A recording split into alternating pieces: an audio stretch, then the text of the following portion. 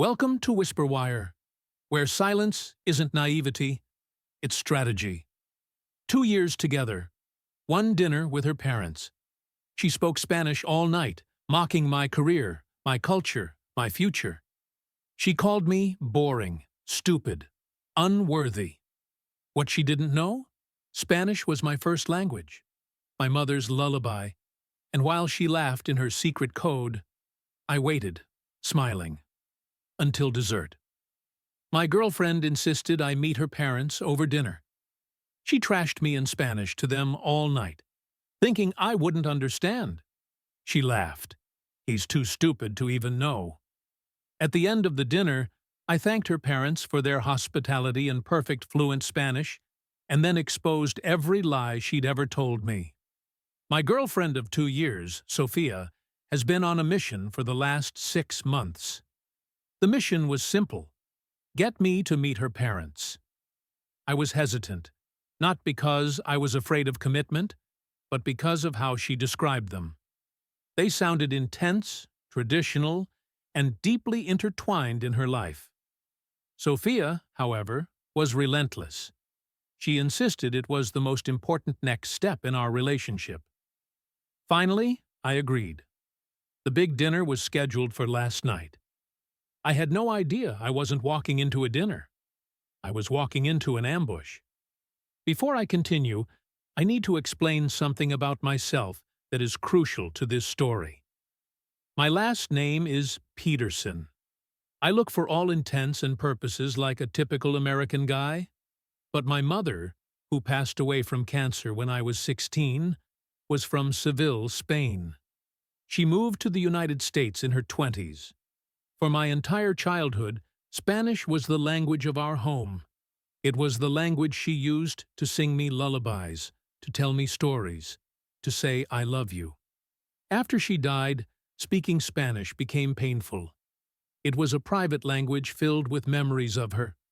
I packed it away in a quiet corner of my heart and rarely used it. Sophia knew my mother had passed away, but she never dug any deeper. She's not one for details unless they directly concern her. She just knew my dad was American and assumed my mom was too. In 2 years, she never once asked about my mother's heritage. The fact that I was fluent in perfect Castilian Spanish was a secret I never intentionally kept, but one she was never curious enough to discover. We arrived at her parents' house last night. They were exactly as she had described. Warm on the surface, but with intense, scrutinizing eyes. Her father, Mr. Rodriguez, gave me a firm handshake. Her mother, Mrs. Rodriguez, offered a polite but cool smile. We sat down in their formal dining room, and the performance began. Sophia immediately started speaking rapid-fire Spanish with her parents. She turned to me with a brilliant smile. "We're just so excited to see each other," she said. "We'll switch to English in a minute. I promise." The switch never came. For the next 2 hours, I sat at that dinner table and listened to the woman I loved systematically assassinate my character in a language she thought was a secret code. I smiled politely. I nodded when they looked at me. I passed the salt, and I understood every single poisonous word. It started with my career. "I'm an architect at a successful firm," she told them in Spanish. "He's fine, but he's not very ambitious. He's happy in his little cubicle.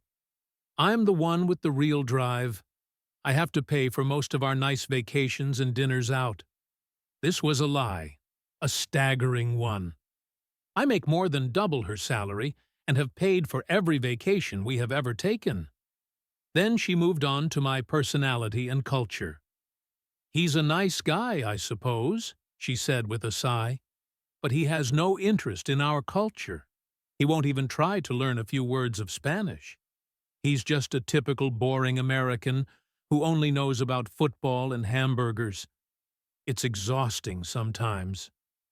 I had literally just finished reading a biography of the Spanish architect Santiago Calatrava in its original Spanish text the week before. The final dagger was about our future. Her mother asked if we were serious, if marriage was on the table. Sophia laughed, a light tinkling sound that sounded like breaking glass to my ears. "Oh, I want to get married," she said, "but he's the one who is dragging his feet. I think he's terrified of commitment. I have to practically beg him to even talk about the future." In my jacket pocket, in a small secure pouch, was the custom design file for the engagement ring I was having made.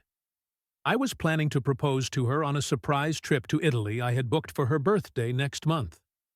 The conversation continued like this all night. They dissected my character, my finances, my family, and my future, all while I sat there, a smiling guest at my own public execution. The worst part was her casual cruelty, the way she would look at me with a soft, loving expression, while simultaneously telling her parents that I was a simple-minded financial burden. As dessert was being served, she delivered the final, fatal blow. Her father asked her, "Are you sure about him, Mija?" "He seems simple." Sophia laughed and reached across the table to pat my hand affectionately. She looked me right in the eye, her expression full of fake love, and said to her parents in Spanish, "It's fine. He's too stupid to even know we're talking about him. Look at him just smiling like an idiot." That was it. The grief, the rage, the betrayal, it all coalesced into a single point of cold, hard resolve. I was not going to cause a scene. I was not going to yell. I was going to wait for the perfect moment, and I was going to burn her entire world to the ground with nothing but the truth. The moment came as we were getting ready to leave. Her father, clearly feeling a little guilty, turned to me and patted my shoulder. He spoke in slow, deliberate English, as if to a child. "It was very nice to meet you, Alex," he said. I smiled warmly. I turned to him, making full eye contact, and the language of my mother, the language Sophia had used as a weapon, came pouring out of me, as natural as breathing. "El acto, Señor Rodriguez," I said in perfect, unaccented Castilian Spanish. "The pleasure was all mine, Mr. Rodriguez." I then turned to his wife. "Muchad, and you, Mrs. Rodriguez, are an incredible cook. The dinner was delicious. Thank you so much for your wonderful hospitality." The effect was instantaneous. The Rodriguez's fork clattered onto her plate. Mr. Rodriguez's jaw went slack, his eyes wide with shock. And Sophia turned a color I have never seen a human being turn before. It was a pale, ghostly white. She looked like she was going to be sick. I wasn't finished. I kept my warm, polite smile fixed on my face and turned back to her parents. Still speaking in fluent Spanish, I said, "And Sophia, I just want to thank you as well. This evening has been incredibly clarifying. There are just a few small things I'd like to clear up while we're all here together. Update 1. The silence in the Rodriguez dining room was absolute. It was a heavy, suffocating silence, broken only by the sound of Mrs. Rodriguez's unsteady breathing. Sophia was frozen in her chair, her face a mask of pure, unadulterated horror. She looked like a chess player who had just realized her opponent was not a pigeon, but a grandmaster who had been letting her win for sport. I kept my demeanor calm and pleasant, as if I were just making polite end-of-evening conversation. I addressed her parents directly, still speaking in the clear, formal Spanish my mother had taught me. First, I began. Sophia expressed some concern about my career and financial situation. "I want to put your minds at ease." She must have been confused. I was actually made a junior partner at my architectural firm last month. It came with a significant raise. I am, in fact, doing very well. I reached into my pocket, pulled out my phone, and brought up the confirmation email for the trip to Italy I had booked for her birthday. I placed the phone on the table so they could see the details. As for her paying for our nice things, this is the itinerary for the surprise trip I was taking her on next month. First-class tickets, a suite at the Hotel de Russi in Rome. I believe she mentioned she was paying for our vacations. Another simple confusion, I'm sure. I looked at Sophia. A single tear was tracing a path down her cheek, leaving a clean track through her makeup. She didn't move. Second, I continued, turning my attention back to her stunned parents. She mentioned my supposed lack of interest in her culture. This one wounded me deeply. My mother, Maria, was from Seville. She raised me speaking her language. It was the language of my home, of my heart. After she passed away, it became a private, painful memory. I didn't share it with Sophia because it was sacred to me. Her assumption that my silence was due to ignorance and disrespect is unfortunate. Mrs. Rodriguez put a hand to her chest, her expression softening with sympathy. Mr. Rodriguez just stared at his daughter with a look of dawning disappointment. And finally, I said, delivering the killing blow, the matter of commitment. I looked directly at Sophia now, my voice losing its pleasant tone and taking on a hard, icy edge. You told your parents that I was afraid to get married, that I was the one putting it off. You told them this knowing that I have spent the last month working with a jeweler to design a custom engagement ring for you, knowing that I was planning to ask you to be my wife under the stars in Rome. I let that statement hang in the air for a long moment, but I see now that a man cannot and should not propose to a woman who believes he is a stupid, clueless idiot. A man cannot build a future with a woman who uses the sacred language of his late mother as a tool to mock him, to belittle him, to her family. I stood up from the table. I turned to her parents one last time. Dueo, graziasto, I said again. Thank you for everything. You have a lovely home. Then I walked out of the house, got in my car, and drove away, leaving Sophia there to sit in the ruins of the world she had created. The car ride back to our apartment was the longest 30 minutes of my life. She eventually came out of the house and got in, but we didn't speak. The silence was louder than any argument. When we got inside our apartment, the dam finally broke. She exploded. She accused me of deceiving her, of tricking her, of setting her up. You knew the whole time, she screamed, her voice. You sat there and let me talk. You did this to humiliate me. No, Sophia, I said, my voice weary. I didn't do anything. I just sat at a table and existed. You did the rest. You humiliated yourself with your own words, with your own lies. The only thing I did was understand them. She started crying then, begging me to forgive her, saying she didn't mean it, that she was just trying to make her parents like me by making herself look better. The excuses were as pathetic as they were transparent. There is no coming back from this. I said, you didn't just lie to your parents. You lied about every aspect of our life together. And you used my mother's memory as the backdrop for your little theater. That is unforgivable. I walked into our bedroom and started pulling the suitcase out of the closet. This is my apartment, Sophia. The lease is in my name. I want you to pack your things. I want you to be out of here by the end of the week. She stared at me, her face crumbling as the finality of my words sank in. She hadn't just lost an argument. She had lost everything. Update 2. The week that followed the disastrous dinner was a grim logistical affair. Sophia moved through the apartment like a ghost, packing her life into cardboard boxes. The atmosphere was thick with a mixture of her silent, resentful sorrow and my own cold, quiet resolve. There were a few more pathetic attempts at tearful apologies, but they were half-hearted.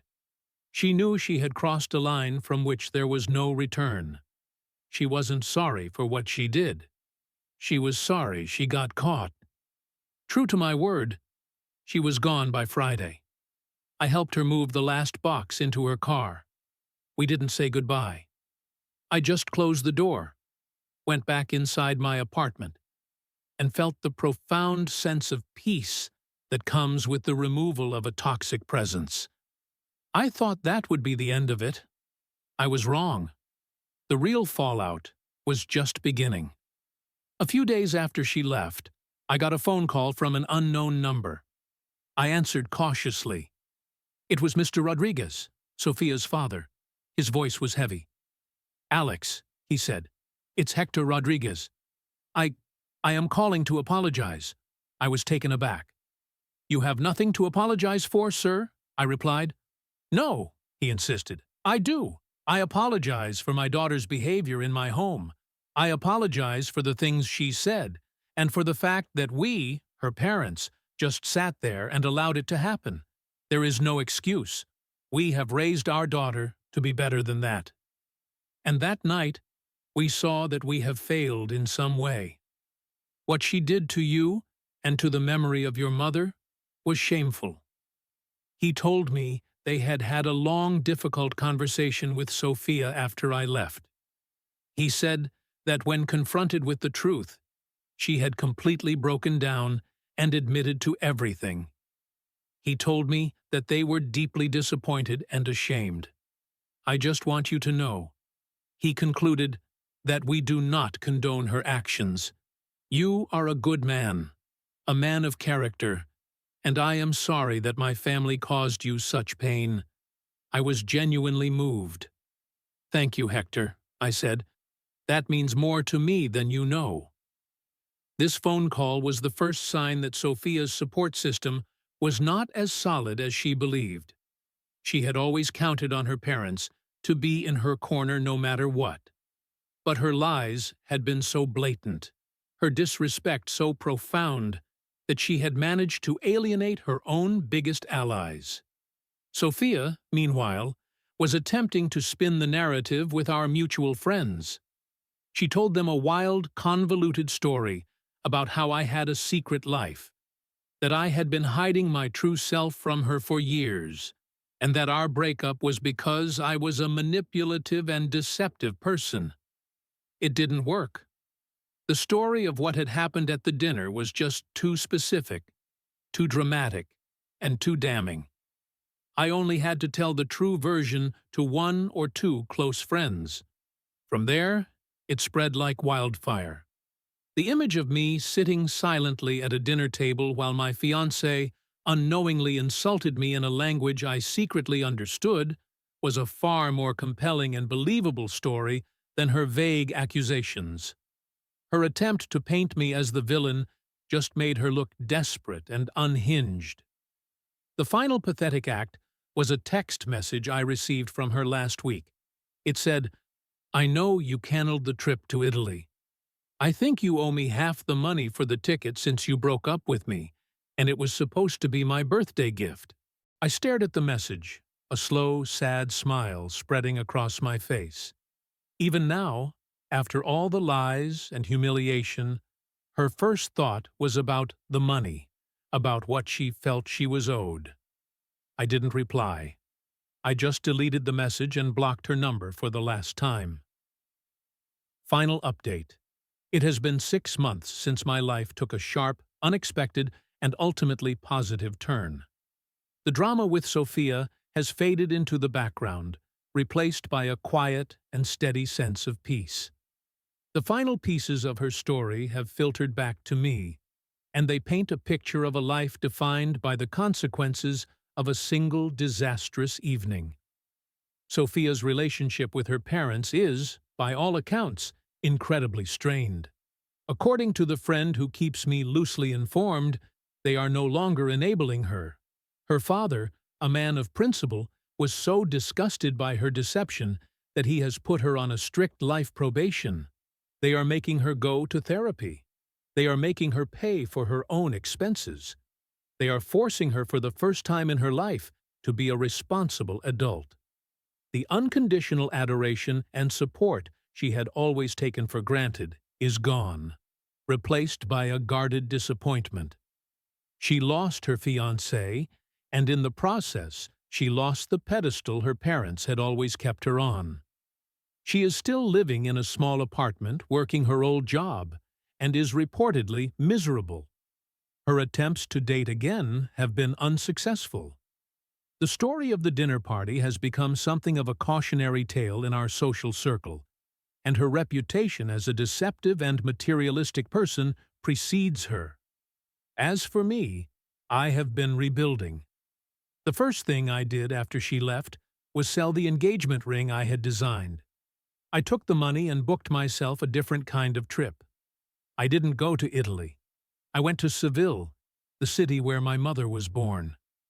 I spent 2 weeks there alone. I walked the streets she walked. I ate the food she loved. And I spoke her language, not as a secret, but as a celebration.